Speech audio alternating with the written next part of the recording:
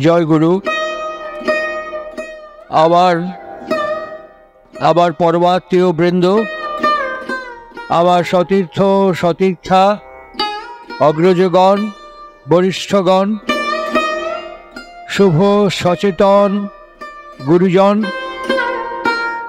যে অঞ্চলে আমরা এই মহোৎসব দুদিন ব্যাপী উদযাপন করছি, এই বৃহত্তর পরিবেশের প্রত্যেক অস্তিত্ব এবং যারা দানে দক্ষিণায়, সাহায্যে সহযোগিতায় এবং সর্বপ্রকার সানুকম্পী সহমর্মিতার মধ্য দিয়ে এই মহোৎসবকে সফল এবং সার্থক করে তোলবার জন্য সর্বপ্রকার সহায়তা প্রদান করেছেন তাদের এবং তাদের পরিবারের প্রত্যেকের। একই সঙ্গে এই অঞ্চলের বিভিন্ন সামাজিক সংগঠন, বিভিন্ন ধর্মীয় সংগঠন, বিভিন্ন ব্যবসায়ী সংগঠন, তাদের এবং তাদের পরিবারের প্রত্যেকের, এবং আমার সহকর্মী সহযোদ্ধা, এই লিচু বাগান শ্রী শ্রী ঠাকুর অনুকূলচন্দ্র সৎসঙ্গ কেন্দ্রের সমস্ত কর্মীবৃন্দ, আর বিশ্বের সকল প্রাণ এবং সকল অস্তিত্বের দীর্ঘ, নিরোগ, সুস্থ, সুন্দর এবং সামগ্রিক ইষ্টময় জীবন আমার গুরুদেব শ্রী শ্রী ঠাকুর অনুকূলচন্দ্রের শ্রীপাদ পদ্মে আমি আন্তরিক, অমলিন, অকৃত্রিম, অকপটতার সাথে প্রার্থনার চেষ্টা করি। আমি এখানে আসার আগে আমি ডোমজুর ছিলাম। ডোমজুর থেকে যখন দক্ষিণেশ্বর পার হয়ে লিচু বাগানের দিকে আসছি, আসার পথে বাঁ দিকে আমি যাওয়া এবং আসার পথেই দক্ষিণেশ্বরের সমন্বয়াচার্য অবতার ও বরিষ্ঠায় শ্রীপাদ পদ্মে প্রণাম নিবেদন করি। আজকে যখন আমি আসছি গঙ্গা পার হয়ে বাঁ দিকে দক্ষিণেশ্বর, পঞ্চবটী, ভবতারিণী মন্দির, এগুলো আমার চোখে ভাসছে।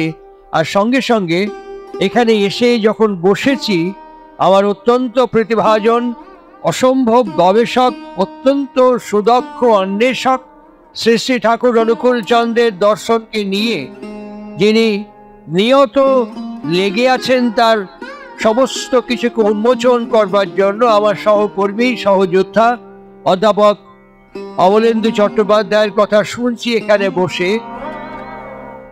এই কথাটি শুনতে শুনতে আমার সেই স্মৃতি মুহূর্তের মধ্যে উদ্বেলিত হচ্ছে। কি স্মৃতি শুনুন।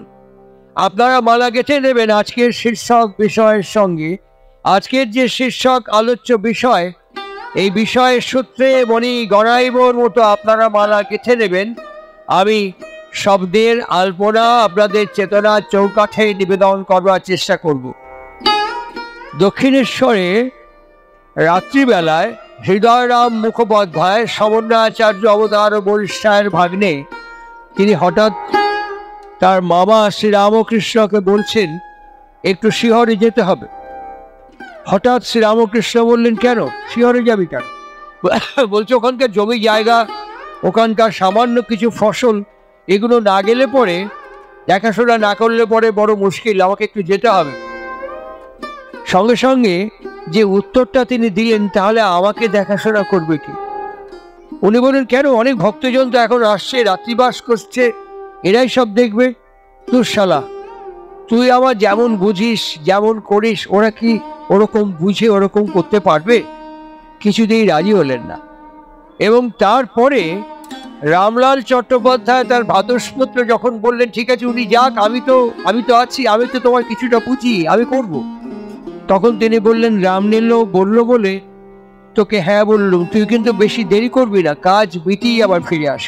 আমি তখন জন্মেছিলাম কিনা আমার স্মৃতি নেই, আমি জানি না, আমি এই দৃশ্য দেখেছি কিনা মনেও নেই, আমি পড়েছি। আবার অমলেন্দুর কথা শুনতে শুনতে একটা নাম, একটা রূপ, এই যে আমাদের কাছে অমলেন্দুর বর্ণনা করছিলেন, শুনতে শুনতে মনে হচ্ছিল যার সেই চরণ প্রান্তে আমরা দুদিন ব্যাপী মহোৎসব করছি, তার বিছানা পাততেন দুজন মানুষ। একজনের নাম ধীরেন ভুক্ত, আরেকজনের নাম নন্দদুলাল ভট্টাচার্য। এরা দুজনে মিলে তার বিছানা পাতত। আর বিছানাটা পাততে ঘড়ি ধরে 1 ঘন্টা সময় লাগতো। ঠাকুরের যে বিছানায় তিনি রোজ বসতেন সেই বিছানাটা পাততে ঘড়ি ধরে 1 ঘন্টা সময় লাগতো। আর 24 ঘন্টা বিছানায় বসে থাকার পর এমন কোনো মানুষ আমার মনে হয় নেই যে তিনি বলতে পারবেন ঠাকুর এপাশ ওপাশ করছেন, বিছানার কোনো একটা দিকে একটুখানি কুঁচকে গেছে বা ভাঁজ পড়েছে বা টান হয়েছে, কেউ দেখাতে পারবেন না, কেউ বলতেও পারবেন না, কারণ স্মৃতিতেও নেই। এই নন্দদুলাল ভট্টাচার্যের মেয়ের বিয়ে হয়েছে দিল্লিতে। তিনি ঠাকুরকে বলছেন, ঠাকুর আমার মেয়েকে একটু দেখতে যাব, মা মরা মেয়ে, আমাকে কয়েকবার যেতে বলছে। ঠিক একই শব্দের একই ভাবের প্রতিধ্বনি হচ্ছে, তুই চলে গেলে শালা আমার বিছানা পাতবি নাকি না, তুই যদি চলে যাস আমার বিছানা পাতবি নাকি। কারণ ধীরেন্দা আছে, আরো অনেকেই তো আছে, তোর মতো কেউ ওরকম করে কেউ পাততে পারে? এই যে স্মৃতিটা একই সঙ্গে আজকে যখন অতিক্রম করছি গঙ্গা, তখন এই স্মৃতিটা ভেসে উঠছে। আর তার সঙ্গে সঙ্গে আজকের শীর্ষক বিষয়কে সামনে রেখে মনে হচ্ছে এটিকে একটা বিষয়, দীক্ষার তাৎপর্য, দীক্ষার প্রয়োজনীয়তা, এগুলো যারা আজকে আমরা প্রায় সূর্যের মুখোমুখি জায়গায় আমাদের সূর্যযানকে প্রতিস্থাপন করে ফেলেছি। আমরা দক্ষিণ মেরু চাঁদের অনেক ইনফরমেশন আমরা পেয়ে গেছি। এরকম একটি সময় দাঁড়িয়ে আজকের লিচু বাগান আমার সহকর্মীরা যে বিষয়কে নির্বাচন করেছেন, এটিকে একটা বিষয়, এই বিষয় কি আমাদের দৈনন্দিন প্রাত্যহিক প্রাযুক্তিক প্রাখর্যের সময় খুব প্রয়োজনীয়, অপরিহার্য, খুব জরুরি? এই প্রশ্ন তো আমাদের জাগতেই পারে, স্বাভাবিক। ঠিক এই জিজ্ঞাসাকে সামনে রেখে, এই প্রশ্নকে সামনে রেখে আমার স্মৃতির উদ্বেলন সম্ভবত চৈত্র বৈশাখ মাসটা সবে হয়তো ঠিক রিকল করতে পারছি না।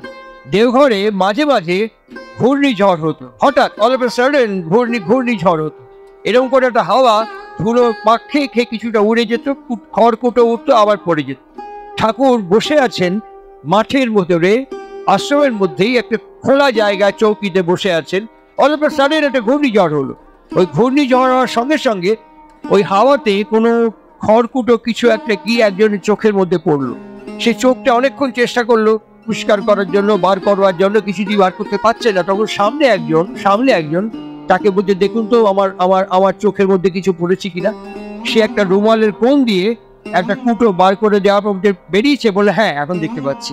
ঠাকুরের সামনে ঘটনাটা ঘটছে। ঠাকুর দেখার পরেই একটু মুচকি হেসে বলে, শালা দেখেছিস, মানুষের চোখ সব দেখতে পায়। স্বাভাবিক, আমাদের চোখ দিয়ে তো সব দেখি আমরা, মানুষের চোখ সব দেখতে পায়, কিন্তু চোখে যদি কিছু পড়ে চোখ আর তা দেখতে পায়। কি অসাধারণ একটি কথা বললেন যে মানুষের চোখ সব দেখতে পায়, কিন্তু চোখে যদি কিছু পড়ে চোখ আর তা দেখতে পায়। একটা চোখের কুটো বার করার জন্য যদি সামনের কোনো মানুষের প্রয়োজন হয়, আর একটা গোটা জীবন পাড়ি দেব, এই জীবনে হাত ধরে নিয়ে যাওয়ার জন্য কোনো মানুষের প্রয়োজন হবে না। এই অবৈজ্ঞানিক বিষয় আমার মনে হয় না কোনো সায়েন্টিস্ট অ্যাপ্রিসিয়েট করবে।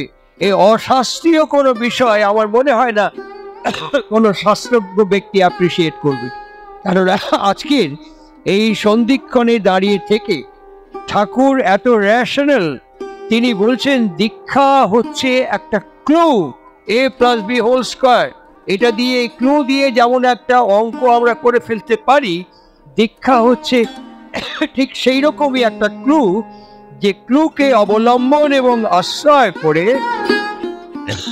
আমরা আমাদের গোটা জীবন সব পারিপার্শ্বিক উদ্বর্ধিত করে তোলবার চেষ্টা করতে পারি। আপনারা ডিকশনারি দেখবেন, দয় দীর্ঘই ক্ষয় হসন্ত, দিক থেকে দীক্ষা কথাটা উৎপন্ন হয়েছে। এই দিক মানেই হচ্ছে প্রবর্তন করা। দিক মানেই হচ্ছে মুন্ডন করা এবং অভিষিক্ত হয়ে ওঠা। আমার খুব স্পষ্ট মনে আছে, টাটানগর জামশেদপুরে একটি সৎসঙ্গ অধিবেশনে আমি এইসব বিষয় দীক্ষার কথা আলোচনা করছিলাম। এবং এই দীক্ষার কথা আলোচনা করতে করতে সামনে একটা বড় আয়না ছিল, যেখানে কথা বলছি ওই দিকটাও দেখা যাচ্ছে ঘরের ভেতরে, আর আমি যে কথা বলছি সামনেও দেখতে পাচ্ছি। যার বাড়িতে সৎসঙ্গ হচ্ছে তার ছেলে মেয়েরা ওখানে বসে শুনছে। আর হঠাৎ দেখি ওই দীক্ষার কথা যখন বলছি, অল্প বয়স থেকে দীক্ষা প্রয়োজন, দীক্ষা জরুরি, দীক্ষার অত্যন্ত আমাদের কাছে অপরিহার্য, ছোট বয়স থেকে এসব কথা যখন বলছি, হঠাৎ দেখি ওই বাড়ির যিনি গৃহিণী, আমি আয়নাতে চোখ পড়াতে দেখছি ইশারা করছে এরকম করে ওর ছেলেগুলোকে, এরকম করছেন কেটে বড় এখানে না, এইসব কথা শুনলে পরে তোমরা যদি বায়না করো দীক্ষা দাও, ওই জন্য এরকম করে ইশারা করছে চলে যাওয়ার জন্য। বাচ্চাগুলো উঠে চলে গেল। আমি এটা নোটিস করলাম। সৎসঙ্গ হয়ে গেল। এবার চাটা খাওয়াচ্ছে যখন, তখন ওই গৃহিণী এসে আমাকে বলছেন, আপনার সঙ্গে টাটানগরের বিজন মহারাজের এবং অরবিন্দ মহারাজের খুব ভালো সম্পর্ক আছে। আমি বললাম হ্যাঁ, খুব ভালো সম্পর্ক। আমার ছেলেটাকে একটু রামকৃষ্ণ মিশনে ভর্তি করে দিতে পারেন? আর এখন হ্যাঁ, ক্লাস 5-এ। আর এখন বয়স তো অল্প, 50-60 বছর বয়স হোক, তারপরে বলবেন, তখন ভর্তি করার ব্যবস্থা করুন। এখন ভর্তি করে কি হবে? এখন ভর্তি করে লাভ হবে না। 50-60 বছর বয়স হোক, তখন ভর্তি করা যাবে।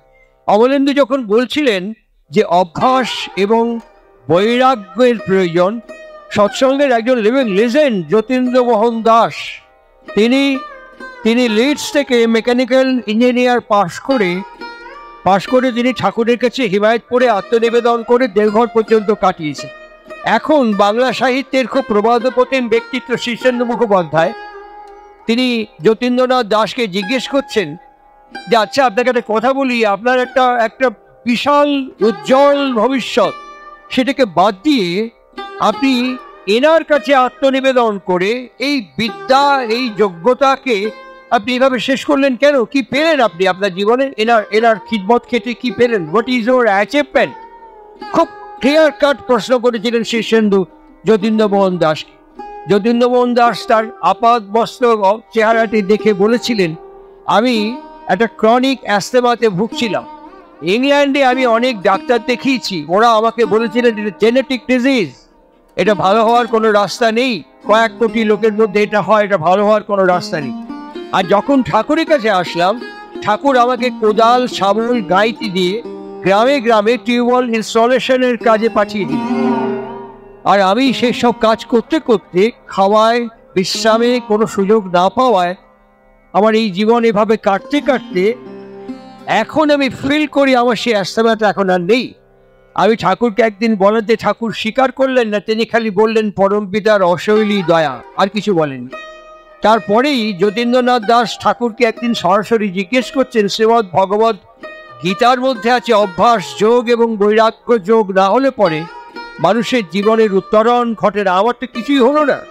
ঠাকুর হাসতে হাসতে কি লুসিড ফর্মে, কি প্রাঞ্জল ভাবে ঠাকুর বলছেন, আপনি একটু ভালো করে খতায় দেখেন যতীনদা, একটু ভালো করে খতায় দেখেন, আপনি যে পাস করে বিদ্যা অর্জন করে আসিছিলেন, অনায়াসে অনেক ভালো সচ্ছল জীবন যাপন করবেন পারতেন, কিন্তু আমার মতন এক নাংলা মানসিক ভালোবেসে কাঁধে শাবল, গাইতি, কোদাল নিয়ে খিদের সময় খাবার পাননি, পরিশ্রমে বিশ্রাম পান নাই, এই এত তাফাল সহ্য করেও আপনি এখনো কেমন সাবুদ এবং সাবলীল আছেন। অভ্যাস ছাড়া, বৈরাগ্য ছাড়া এটা কি সম্ভব হতো যতীনদা? আজকে অসংখ্য জীবনে, অসংখ্য প্রাণের ভেতরে এই প্রদীপ প্রজ্বলন আমি আমার জীবনে প্রত্যক্ষ করেছি। আজকে এই দীক্ষার তাৎপর্য এবং প্রাসঙ্গিক প্রয়োজনীয়তা সম্পর্কে আরেকজনের কথা বলতে হয়, তার নাম গৌর মজুমদার, যিনি আমার জন্মদাতা। এই অঞ্চলে অনেক পার তিনি এসছেন। অসম্ভব ধনী ব্যক্তি, অসম্ভব প্রাচুর্যশীল ব্যক্তি গৌর মজুমদার। তিনি শ্রী শ্রী ঠাকুর প্রণাম করতে গেছেন, পায়ে একটা সুন্দর হরিণের চপ্পল, ওইটা খুলে পার্লার ঘরের বাইরে খুলে ঠাকুর প্রণাম করে বাইরে এসেই দেখেন ওটা ভাতে ভুজ্য হয়ে গেছে। অনেকক্ষণ খুঁজছেন চপ্পলটা, কোথাও খুঁজে পাচ্ছেন না। তারপরে বুঝতে পারলেন যে ওটা আর নেই।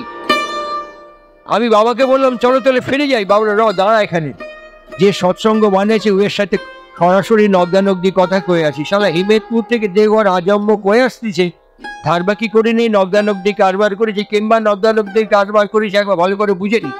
সোজা ঠাকুরের সামনে গিয়ে কোমরে হাত দিয়ে আঙুল তুলে ওনাকে জিজ্ঞেস করছেন, কি বানাইছেন কি আপনি?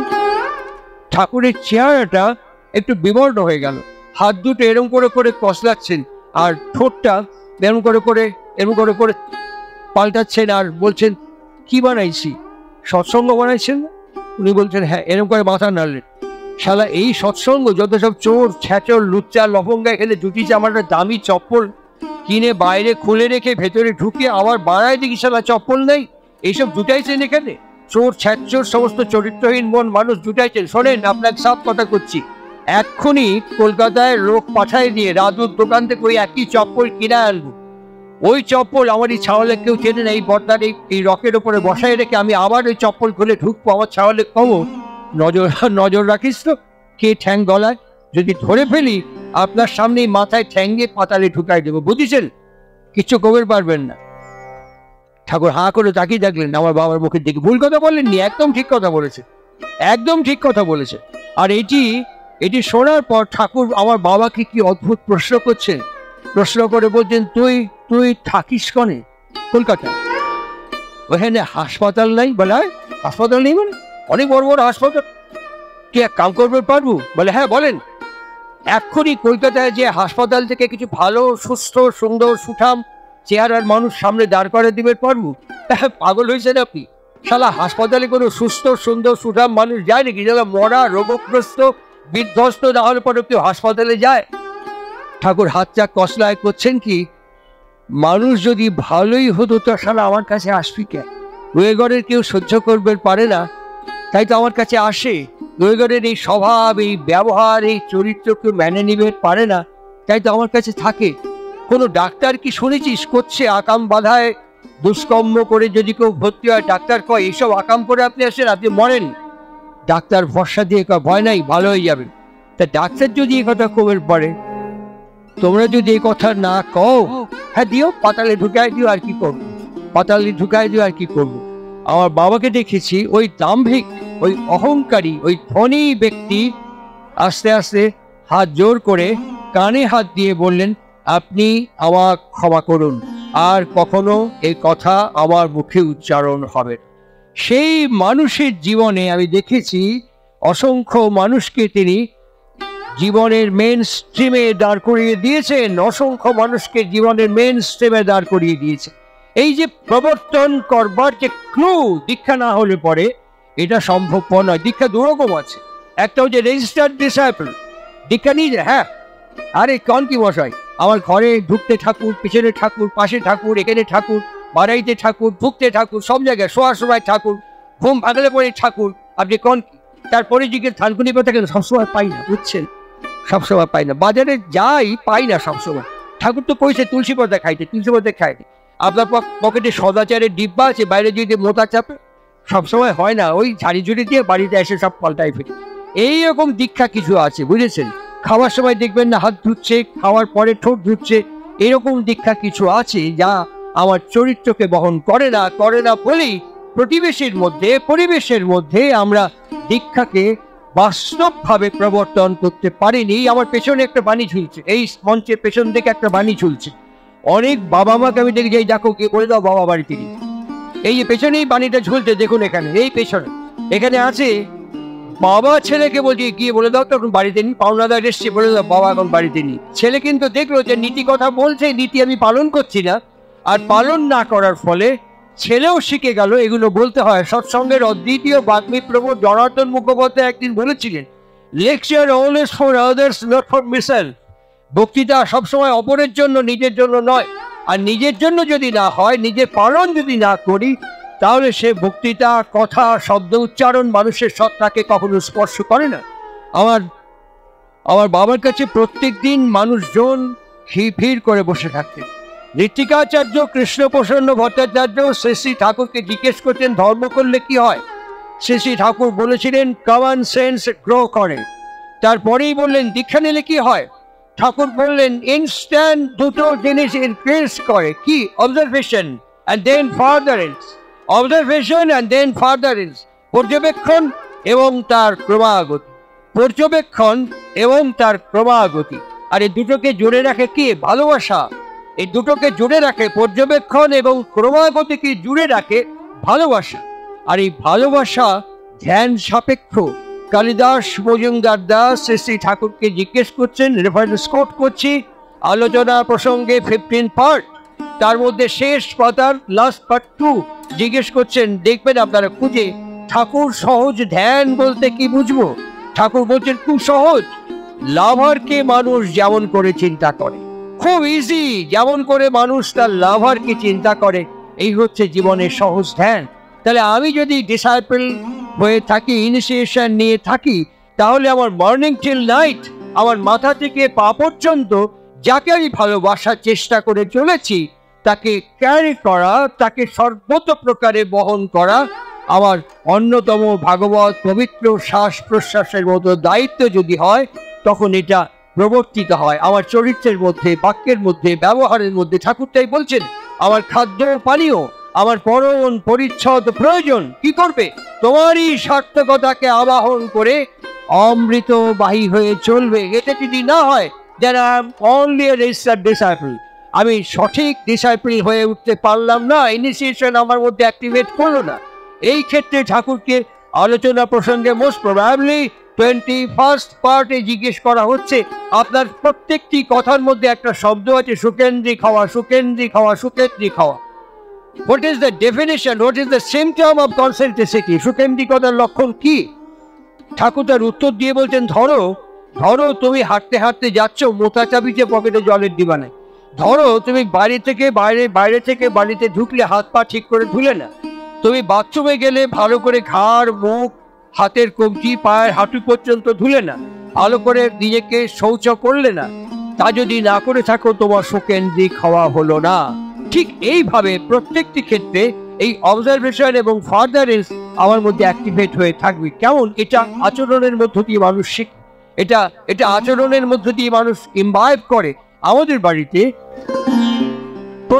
প্রত্যেক দিনই এরকম প্রচুর মানুষের ভিড় আমাদের বাড়িতে থাকতো। এত ভিড়, বাবা চৌকিতে বসে কথা বলছে, আমিও সামনে একটা চেয়ারে বসে আছি, কথা বলছি, শুনছি, হা করে বাবার মুখের থেকে তাকিয়ে কথা শুনছি। একজন দাদা অনেকক্ষণ থেকে দরজার কাছে দাঁড়িয়েছে। তো আমার বাবা আমার দিকে হঠাৎ করে তাকিয়ে বললেন, তুই কি দীক্ষা নিচ্ছিস? আমি বলছি, হ্যাঁ। তুমি তো দিয়েছো। তারপরেই বললেন, তো চরিত্রটা করছে না কিন্তু। আমি, কেন?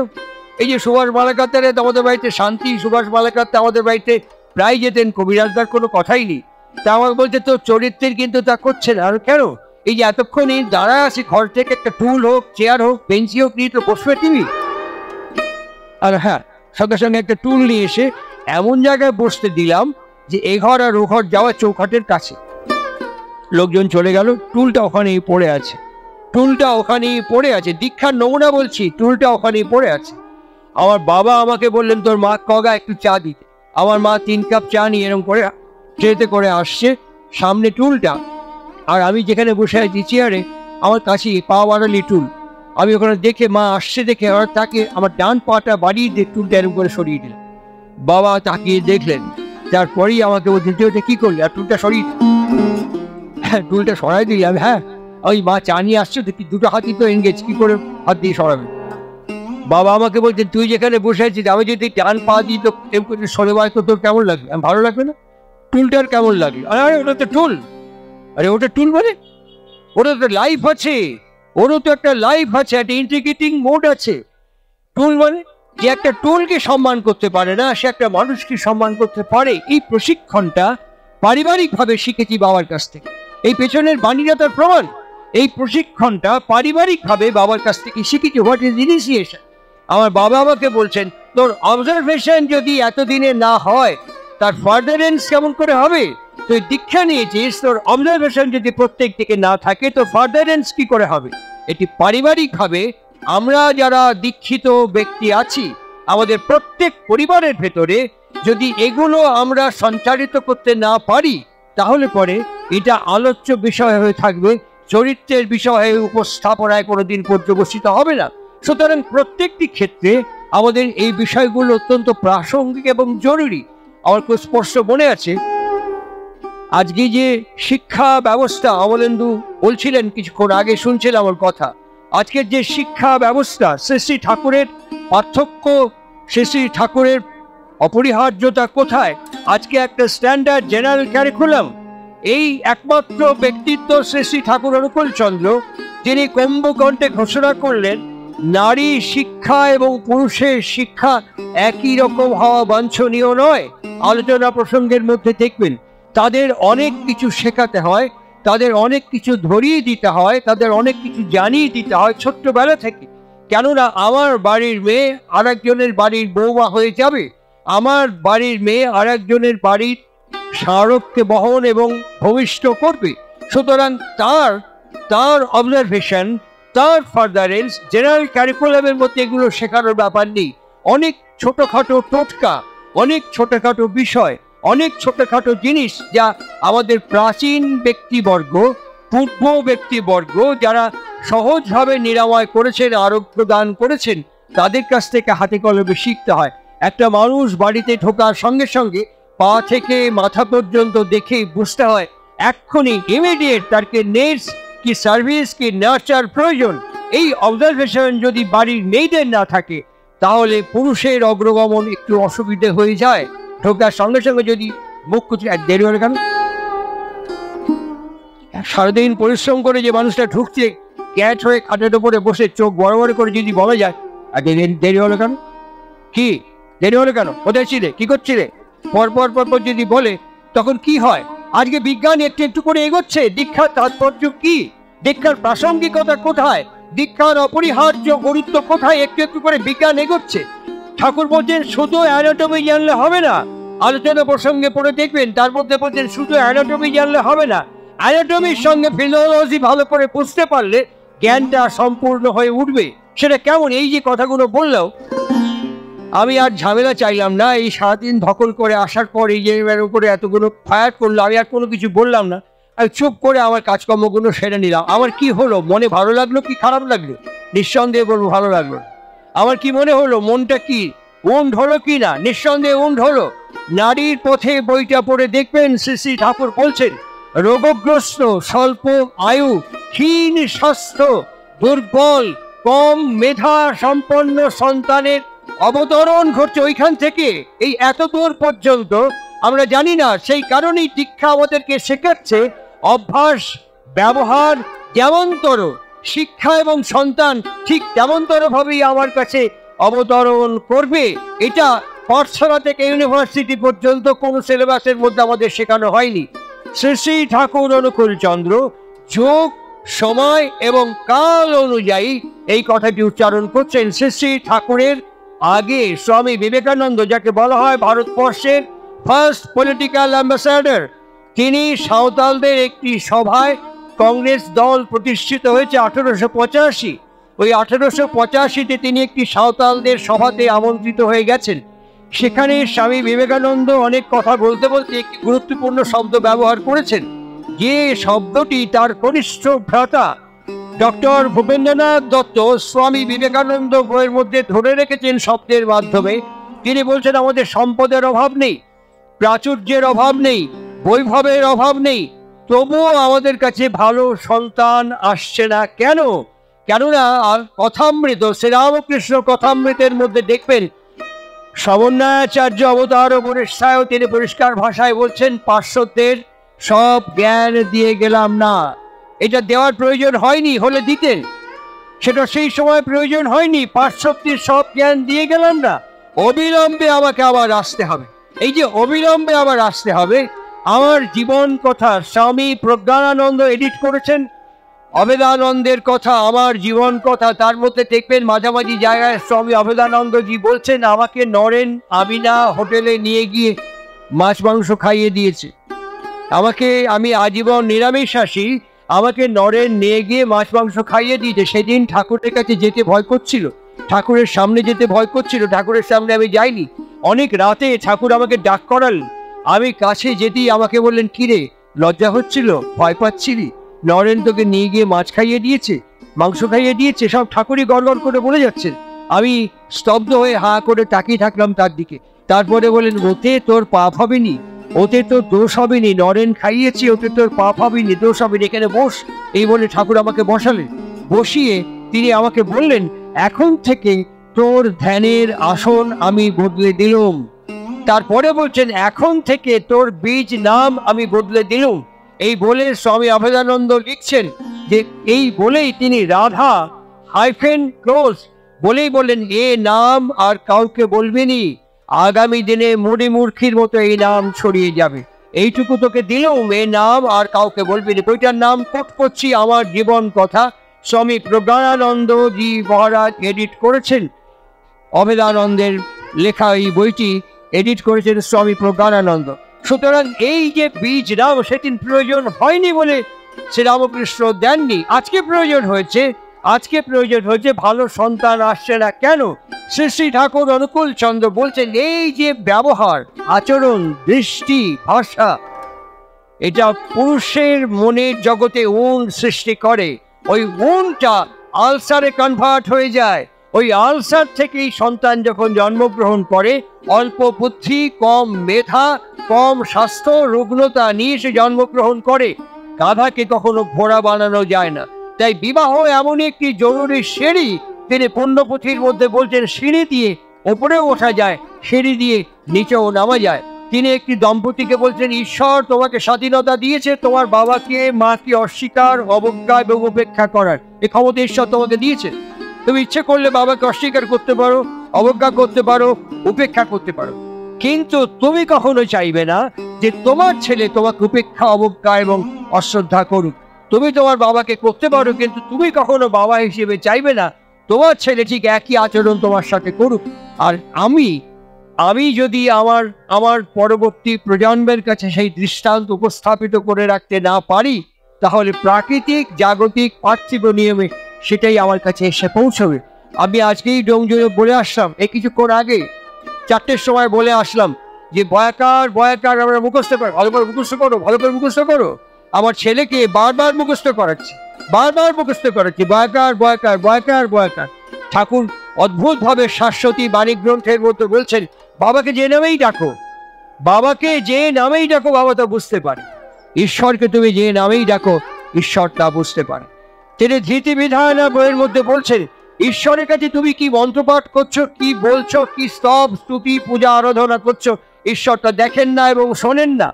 তুমি যা করছো ঈশ্বর দেখছেন, শুনছেন এবং অন দ্য স্পট তোমাকে তার ফল দান করছেন। আমি কি করছি তিনি সত্যানুসরণে বলছেন, করাই পাওয়ার জননী। সুতরাং আমি কি করছি, এই আমি করছি, এই করাটাকে গাইড বা রিমোট করছি কি? এই আমি যা করছি, এই করাটাকে গাইড বা রিমোট করছি কি? এটার পেছনে অভ্যাস যোগ করে পুরো এক টান চেষ্টা করাকেই অভ্যাস বলে চিহ্নিত করা হয়েছে।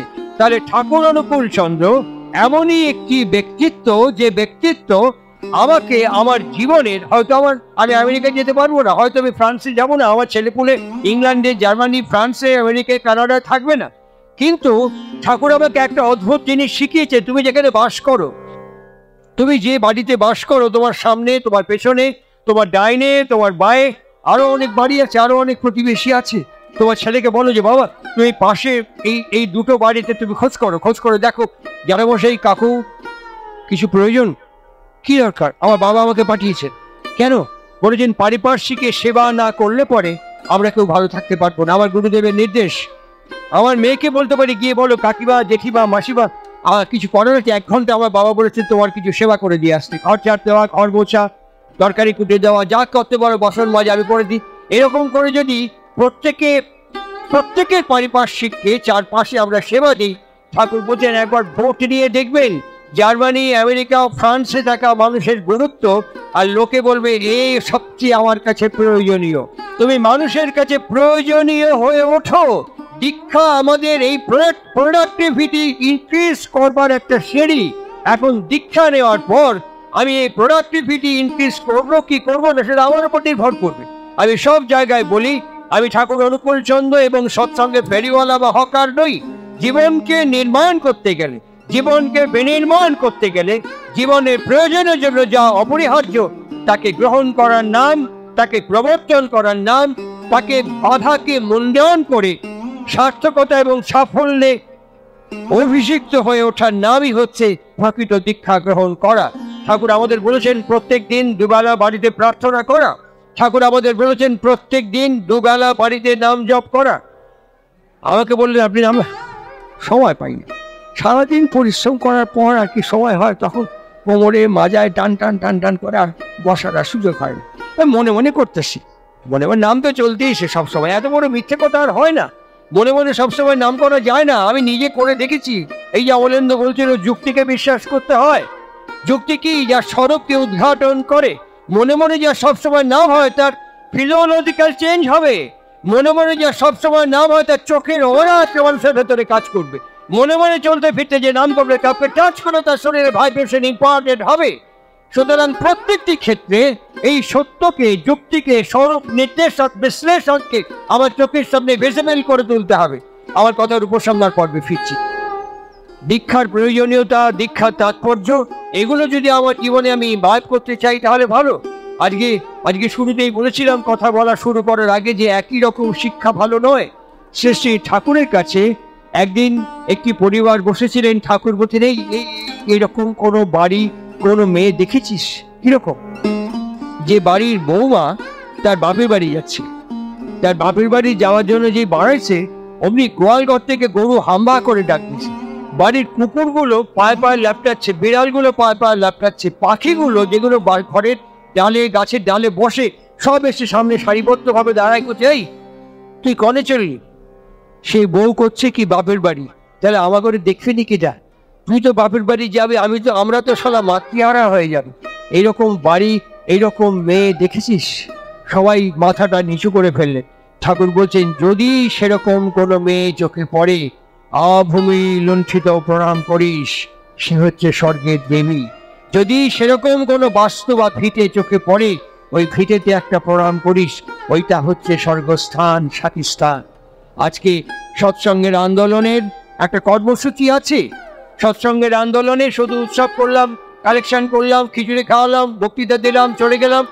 তাকিয়ে দেখবেন শ্রী রামচন্দ্র থেকে অনুকূল চন্দ্র পর্যন্ত পলিটিক্যাল পেট্রোনাইজেশন যতক্ষণ না এসছে, কখনো কোনো প্রফিটের আইডিওলজি স্ট্যান্ড করতে পারেনি। যতক্ষণ কোনো পলিটিক্যাল পেট্রোনাইজেশন না এসছে, কোনো প্রফিট স্ট্যান্ড করতে পারেননি।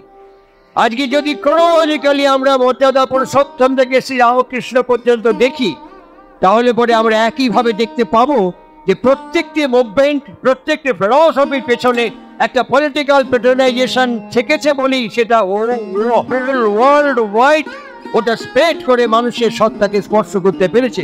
সাইমultaneously তাদের বহন করার, তাদের প্রবর্তন করার, তাদের পরিচিত করবার জন্য সেই চরিত্র উপস্থাপিত হয়েছে পাশাপাশি। আজকের এই সন্ধিক্ষণে দাঁড়িয়ে থেকে, আজকের এই প্রেক্ষাপটে দাঁড়িয়ে থেকে শ্রী শ্রী ঠাকুর অনুকূল চন্দ্রের 136তম আবির্ভাব মহোৎসব উদযাপিত হচ্ছে। মনে রাখবেন, ভেবে দেখবেন, বিশ্লেষণ করে দেখবেন, আমরা ভারতবর্ষের নাগরিক। আমাদের একটাই আইডেন্টিটি হয় কখন? ভোটের সময়। কটা ভোট আমার বাড়িতে, আমি ভোট কাকে দেব? ভোট শক্তি আজকে আমাদেরকে নিয়ন্ত্রণ করছে। আজকে ভালো করে ভেবে দেখবেন, সৎসঙ্গ একটা ক্ষমতা, সৎসঙ্গ একটা পাওয়ার, সৎসঙ্গ একটা শক্তি। আমরা সংগতভাবে উপস্থাপিত করতে পারিনি। শ্রী শ্রী ঠাকুর অনুকূল চন্দ্র সৎসঙ্গ, শ্রী শ্রী ঠাকুর অনুকূল চন্দ্র সৎসঙ্গ প্রায় 56 বছরের কাছাকাছি হতে চললো। এমন কোনো কর্মসূচি আমরা এখনো পর্যন্ত রাখতে পারিনি। আজ আপনাদের কাছে আমার হার্দিক এবং ঐকান্তিক নিবেদন যে আগামী দিনে যে কয়েকজন গুরু ভাই এখানে বাস করছেন, যারা এই অনুশীলন কেন্দ্র বা যারা এই সৎসঙ্গ কেন্দ্র পরিচালনা করছেন, আমাদের যত গুরু ভাই এই অঞ্চলে বাস করে, কর্মীরা প্রত্যেকের টেলিফোন নাম্বার নিয়ে প্রত্যেককে ফোন করে জিজ্ঞেস করবেন, কেমন আছেন, কিরকম অবস্থা, বাড়ির সবাই সুস্থ আছেন কিনা। যদি রাতে, দিন দুপুরে, কখনো কোনো সময় 24 আওয়ার্সের মধ্যে কেউ অসুস্থ হয়, পেট খারাপ হয়, জ্বর হয়, একসঙ্গে সবাইকে সার্কুলেট করে একসঙ্গে 50 জন 60 জন লোক সেই বাড়িতে গিয়ে হাজির হবো। 1 টাকা 2 টাকা 5 টাকা তাকে সঙ্গে সঙ্গে ইমিডিয়েট সাহায্য করবো। করেই আমরা বলবো যে কোনো অসুবিধে নেই। যাকে আমরা গিয়ে হাজির হবো সে ভাববে আমি একা নই, আমার পেছনে এত বড় শক্তি আছে, আমার পেছনে এতগুলো লোক আছে। যে পরিবেশের মধ্যে থাকবে, প্রতিবেশীরা তাকিয়ে দেখবে সৎসঙ্গের লোকটা দীক্ষা নিয়েছে কোন কালে, হঠাৎ এই উৎসবের পর এতগুলো লোক একত্রিতভাবে থাকছে। ধীরে ধীরে আমরা ঐক্যবদ্ধ হব, ধীরে ধীরে আমরা সংগত হব। ঠাকুরের কাছে এসে এই সংহতি রোধ সংকল্প বাক্যের মধ্যে বলি, অদ্য হইতে আমার ঈশ্বর ভ্রাতা এবং পারিপার্শ্বিকের অর্থ, বাক ও বাস্তব কর্মে সেবা করার জন্য আমি বদ্ধপরিকর হলাম। ওটা শুধু রিসাইটেশন, এবার অ্যাপ্লিকেশন চাই। ওটা রিসাইটেশন হয়েছে, এখন অ্যাপ্লিকেশন চাই। এই দীক্ষা নিয়ে আজকে শীর্ষক আলোচ্য সূচি। যারা মায়েরা আছেন প্রত্যেকে আপনারা মায়েদের খবরাখবর নেবেন ওভার টেলিফোন। সঙ্গে সঙ্গে মায়েরা তাদের বাড়ির পুরুষকে বলবেন এই প্রবলেম এখানে এখনই যেতে হবে। আমরা মুহূর্তের মধ্যে একসঙ্গে একত্রিত হব। আমাদের আঞ্চলিক কর্মী সম্মেলন 3 মাস পর প্রত্যেকটি অধিবেশন কেন্দ্রে আঞ্চলিক কর্মী সম্মেলন করতে হবে। আর এই আঞ্চলিক কর্মী সম্মেলনের মধ্য দিয়ে আমাদের স্থানীয় গুরু ভাইদের কি প্রবলেম প্রত্যেকটি বিষয়ে আমাদের ওয়াকিবহাল হতে হবে। ধীরে ধীরে আমরা একটা সংহত শক্তিতে, আঞ্চলিক সংহত শক্তিতে, একটা কেন্দ্রীয় সংহত শক্তিতে পরিণত হব। আমি আবার ইদ্রিতে ঋত্বিক সম্মেলনে প্রস্তাব দিয়ে এসেছি। আগামী 2026 সালের জানুয়ারি মাসে আমরা ব্রিগেড ভরিয়ে দেওয়ার একটি আন্দোলন নেব। এই ছোটখাটো উৎসব থেকে যেদিন আমরা একসঙ্গে একযোগে আমরা ব্রিগেডকে ভরিয়ে দিতে পারবো, সেদিন সমস্ত পলিটিক্যাল লিডাররা তাকে দেখবে সৎসঙ্গ একটা বিচ্ছিন্ন শক্তি নয়, সৎসঙ্গ একটা একত্রিত সংহত শক্তি। সুতরাং আমাদের পাওয়ারে স্ট্যান্ড করতে গেলে এদের কাছে করে জোরে ভোটকে প্রার্থনা করতে হবে। যদি এই অবস্থায় আমরা না পৌঁছতে পারি, একটা ন্যাড়ানির কীর্তন ছাড়া, খোল বাজিয়ে বক্তৃতা দিয়ে খিচুড়ি খেয়ে যাওয়া ছাড়া তার আদর্শকে প্রত্যেকটি রাষ্ট্রিক স্তরে আমরা ইমপ্লিমেন্ট এবং অ্যাপ্লিকেশনে আমরা অ্যাক্টিভেট করতে পারবো না। আজকের এই শক্তিকে সামনে রেখে, এই ভাবনাকে সামনে রেখে, এই কর্মসূচিকে সামনে রেখে আমাদের এখন থেকে প্রস্তুতি নিতে হবে। প্রত্যেকেই আঞ্চলিকভাবে প্রত্যেক গুরুভাইয়ের খবর নেবেন এবং খবর নেওয়ার সঙ্গে সঙ্গে যার যে কোনো অবস্থায় কি সবাই হাজির হতে হবে। আমরা এইভাবে প্রত্যেকের সঙ্গে প্রত্যেকের লেয়াজও করব। ঠাকুরকে একদিন বলছেন যে ওর সাথে ওর মন এবং মতের বিরোধ। এই যে আমি বললাম আমি এটা করব না, আমার সাথে ওর দীপঙ্করের এবং শুভঙ্করের মতের এবং মনের বিরোধ। আমি দীপঙ্কর ও শুভঙ্করকে পছন্দ করি না।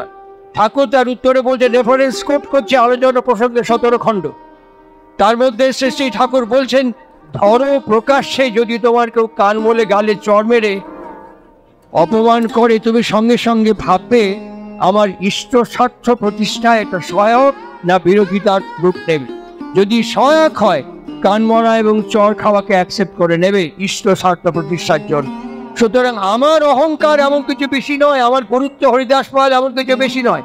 আজকে আমার সঙ্গে কারো মত এবং মনের অমিল থাকলেও বৃহত্তর ইষ্ট স্বার্থকে রাষ্ট্রিক জায়গায় পৌঁছে দেওয়ার জন্য সর্বভারতীয় এবং আন্তর্জাতিক পারে পৌঁছে দেওয়ার জন্য একটা সুনির্দিষ্ট কর্মসূচি আমাদের রাখতে হবে। আরেকটি কথা আমি বলছি, শ্রী ঠাকুর অনুকূল চন্দ্রের বাণী গ্রন্থ, শ্রী ঠাকুর অনুকূল চন্দ্রের বাণী গ্রন্থ তিনি যা যা বলে গেছেন আলোচনা প্রসঙ্গে দীপরক্ষী, এগুলো হাদিসের মতন। আপনারা জানেন যে 1,75,000 হাদিস তৈরি হয়েছিল। তার খলিফারা সবাই বসে কয়েকটি হাদিসকে নাকি বাকি সব হাদিসকে বাতিল করে দিয়েছে। সুতরাং আলোচনা প্রসঙ্গে দীপরক্ষীর মধ্যে এমন অনেক কথা আছে যে কথাগুলো সঠিক নয়। কেন সঠিক নয়? একটা রেফারেন্স দিচ্ছি, মণিলাল চক্রবর্তী তার লেখা প্রতুল দীপ্তির মধ্যে একটা লাইন আছে, দমদম থেকে গোবর্ধা গিয়ে ঠাকুরকে প্রণাম করলেন। ঠাকুর বললেন, তুই পিএইচডি করবি? গোবর্ধা বললেন, হ্যাঁ। পরবর্তীকালে গোবর্ধা সেই কাজটা করেননি। এটা ভুল, এটা নেই, ছিল না একদম। আমি প্রত্যক্ষদর্শী হিসেবে বলছি। আমার কাকা বসেছিলেন পাশে, সুজিতকান্ত মজুমদার। আমার কাকাকে শ্রী ঠাকুর বলছেন, তুই ডক্টরেট হবি, পিএইচডি করবি? উনি বললেন, হ্যাঁ। তা বড় কাকার ঘরে গিয়ে সই করে আয়। আর আমার বাবাকে বললেন যে তুই ওদের দেখাশোনা করবি। জনার্দন মুখোপাধ্যায় তাকে বললেন, তুই এমএ পাস করলে আমার ভালো লাগবে। আর হাউজারম্যানকে বললেন, তুই বিএ পাস করলে আমার ভালো লাগবে। আর আমার বাবাকে বললেন, তুই ওদের সব দেখাশোনা করে যোগান দিবি। জনার্দন দা এবং হাউজারম্যান ঠাকুরকে একসাথে বললেন। ঠাকুর আমাদেরকে করতে বললেন, গোবরদার গায়ে হাওয়া দিয়ে বেড়াবে। ঠাকুর বললেন, এই আমার বাবাকে জিজ্ঞেস করছেন, এই গোবরা আমার ছোটবেলায় যে মাস্টার পড়াতো এর নাম কি? বাবা বলছেন, দাঁড়ান, আগে আপনি কন। আমি তখন কি ছিলাম? সাপ, ব্যাং, গরু, হাতি কি ছিলাম কন? আপনার ছোটবেলার কথা কব আমি তখন কি ছিলাম আগে সেইটা কন, তারপরে তো কব। ঠাকুর সঙ্গে সঙ্গে বললেন, মনে পড়েছে গোপাল মাস্টার বেশি লেখাপড়া জানতো না, কিন্তু শালা এমএ বিএ পাশাই দিবে পাঠ। এইটুকু কথা হয়েছিল, কিন্তু লেখাটা প্রতুল দীপ্তির মধ্যে ফুল। আমি সেই কারণেই বলছি যেমন ইষ্টস্থান বলতে কি বুঝবো, দেখবেন পরিষ্কার লেখা আছে আলোচনা প্রসঙ্গে 20-22 খণ্ডে যে ফিরন কবেইতে বলেছে ফিরন তবেইতে ইষ্টপ্রীতি পাঠাতে হবে। না, ঠাকুর এই কথা বলেনি। ঠাকুরের এই কথা বলানি, বলা যে যেখান থেকে মঙ্গল অভিগমনে যাত্রা শুরু হবে সেটাই তোমার ঈশ্বরস্থান। কিন্তু পরবর্তীকালে ওটা অ্যামেন্ডমেন্ট হয়েছে। আলোচনা প্রসঙ্গে 1939 সালের প্রথম খণ্ডের মধ্যে একটা প্যারাগ্রাফ ইষ্টভৃতির অর্ঘ্য কি কাজে ব্যয় করা হবে শ্রী ঠাকুর পরিষ্কার পরিচ্ছন্নভাবে বর্ণনা করছেন কিভাবে, সেই প্যারাগ্রাফটা বাদ দিয়ে দেওয়া হয়েছে। প্রথম খণ্ড প্রথম সংস্করণেই বাদ দেওয়া হয়েছে। সুতরাং মোটামুটি সব কথা সত্যি নয়। আলোচনা প্রসঙ্গে 15 খণ্ডে জিজ্ঞেস করা হচ্ছে, প্রবোধচন্দ্র মিত্র প্রশ্ন করছেন যে সমবেত প্রার্থনার ক্রম কেমন হবে। আলোচনা প্রসঙ্গে 15 খণ্ডে দেখবেন ওটা প্রবোধ মিত্রের জায়গায় প্রফুল্ল বলে লেখা আছে। প্রবোধ মিত্র, আমি তখন দেওঘরে থাকি, প্রবোধ মিত্র আমাকে সেভারেল টাইমস চিঠি লিখেছেন। আমি প্রফুল্ল দাসদাকে বলেছি এইরকম প্রবোধটার চিঠি, আপনি ওটা এডিশনটা ঠিক করে দিন। উনি বলেছেন ঠিক করে দেবো, ওটা আমার মিস্টেক, ভুল হয়ে গেছে, ওটা ভুল হয়ে গেছে, ঠিক করে দেবো। সে সুযোগ আর হয়নি, ওই প্রফুল্ল নামেই চলে আসছে, প্রবোধ মিত্রের নামটা ওখানে আর নেই। সুতরাং এইরকম হাদিস এই কারণে বলছি, এইখানে বিরোধ এবং বিতর্ক থাকতে পারে, কিন্তু শ্রুতি যেটা, তার বাণী গ্রন্থ যেটা, তার মধ্যে কোনো বিরোধ এবং বিকৃতি নেই। আমাদের অনুসরণীয় হবে শ্রুতি, তার সরাসরি বাণী গ্রন্থ যা, তাকে অনুসরণ করতে হবে। আমার একটি লোকের কথা মনে হচ্ছে বিকৃতি এবং অবিকৃতির মধ্যে। তখন দেওঘরে শ্রী ঠাকুরের সামনে প্রার্থনা হতো। এই প্রার্থনার সামনে কখনো হরিনারায়ণ দা, কখনো ননীগোপাল চক্রবর্তী দা, কখনো কার্তিক পাল দা, এরা হারমোনিয়াম বাজিয়ে গান করতেন এবং প্রার্থনা করতেন। ঠাকুরের সামনে এটা হতে হতে ঠাকুর ধৃতি বিধান বাণী গ্রন্থের মধ্যে পরিষ্কারভাবে উল্লেখ করলেন যে প্রার্থনায় বাদ্যযন্ত্রাদির ব্যবহার না হলেই ভালো হয়। পরিষ্কারভাবে বললেন প্রার্থনার সময় বাদ্যযন্ত্রাদির ব্যবহার না হলেই ভালো হয়। দেখবেন আলোচনা প্রসঙ্গে 20 খণ্ডের মধ্যে ঋত্বিকাচার্য 20-22 হবে, ঋত্বিকাচার্য বলছেন যে প্রার্থনার মধ্যে বহু বাদ্যযন্ত্র যদি ব্যবহার করা যায় তাহলে কেমন হয়। ঠাকুর বলেছেন এক্সপেরিমেন্ট করলে দেখলে ভালো হয়। অমলেন্দু আরো ভালো বলতে বলবেন যে এক্সপেরিমেন্ট করে দেখলে ভালো হয়। ঠাকুর চাননি, একটি মানুষের নাম আমার মনে আছে, তাকে দীর্ঘদিন দেখেছি, ইন্দুভূষণ গুহ, যাদবপুরে থাকতেন, সংক্ষেপে ছিল আইবি গুহ। তিনি একটি বই ছাপিয়ে জনে জনে দেওঘরে সব জায়গায় বিতরণ করেছেন, কিন্তু লোকটি মারা গেল। ওই বিষয়টি আজও কিন্তু থেকে গেল, যেমন থেকে গেল ইষ্টভীতির ব্যবহার এবং বিনিয়োগ কি হবে, আজও থেকে গেল। সমস্ত সংগঠন ইষ্টভীতির বিকৃত ব্যবহার এবং বিকৃত প্রয়োগ করে যাচ্ছে। সমস্ত সংগঠন এখন ঠাকুরের এক্সামিনার হয়ে গেছে। আমি বলছি, পাঞ্জা যারা পেয়েছেন আপনাদের পাঞ্জাটা খুলে দেখবেন, পাঞ্জাটার শেষে লেখা আছে শ্রী অনুকূল চন্দ্র চক্রবর্তী।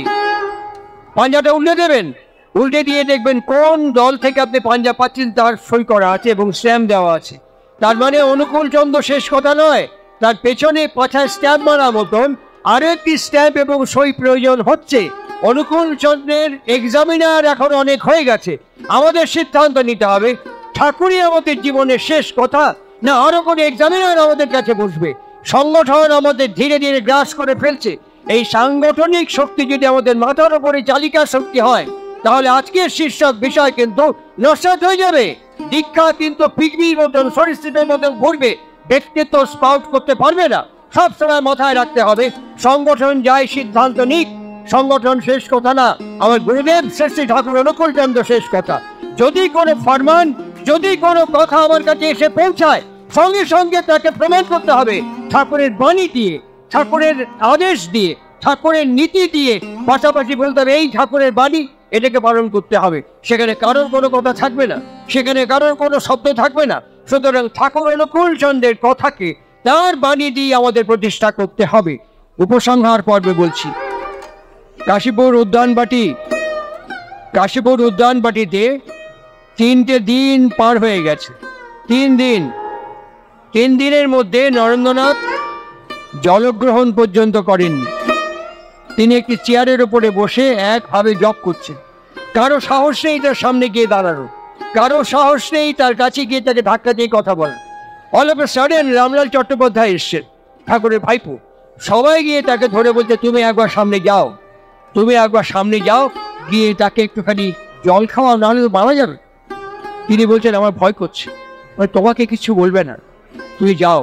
এগুলো আমাদের শোনা দরকার, জানা দরকার।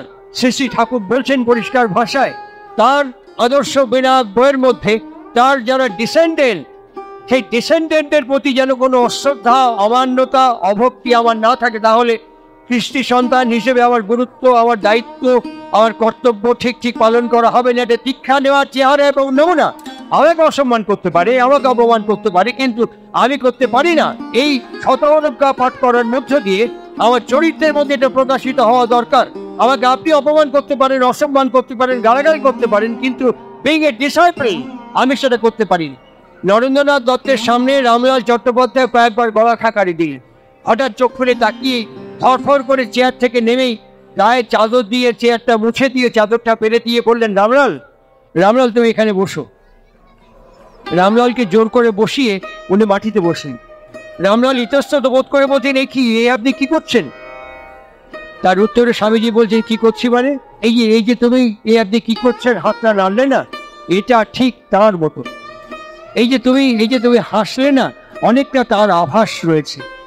সবাইকে ডাক দিয়ে বলেন, শোন, এই রামলাল যখনই মঠে আসবে তখনই ওকে উচ্চ আসন দিবি, শ্রদ্ধা সম্মান দেখাবি।